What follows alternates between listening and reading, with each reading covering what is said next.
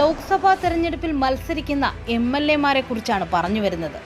20 ലോക്സഭാ മണ്ഡലങ്ങളിലേക്കുള്ള സ്ഥാനാർത്ഥികളെ ഇടതുമുന്നണി പ്രഖ്യാപിച്ചപ്പോൾ CPM-ന് 15, CPI-ക്ക് 4, കേരള കോൺഗ്രസ് M-ന് 1 എന്നിങ്ങനെയാണ് സീറ്റ് വിഭജനം. ഇത്തവണ ഇടതുമുന്നണിയിൽ 4 MLA-മാരാണ് മത്സര രംഗത്തുള്ളത്. ആറ്റിങ്ങൽ മണ്ഡലത്തിലെ സ്ഥാനാർത്ഥി വി ജോയ് നിലവിൽ വർക്കല MLA ആണ്. തിരുവനന്തപുരം ജില്ലാ സെക്രട്ടറി കൂടിയാണ് അദ്ദേഹം. കൊല്ലത്തെ സ്ഥാനാർത്ഥി മുകേഷ് കൊല്ലം നിയമസഭാ മണ്ഡലത്തിൽ നിന്നുള്ള MLA ആണ്.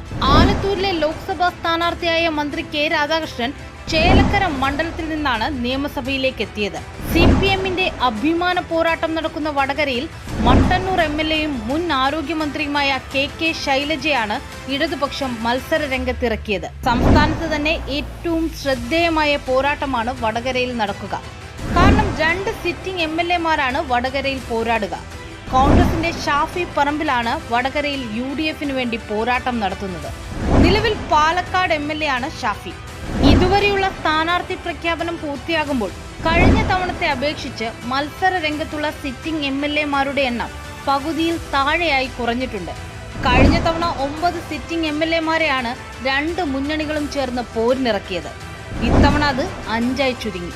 2019-ലും CPM 4 സിറ്റിംഗ് MLA-മാരെ രംഗത്തിറക്കിയപ്പോൾ CPI 2 പേരെയും കോൺഗ്രസ് 3 പേരെയും രംഗത്തിറക്കിയിരുന്നു.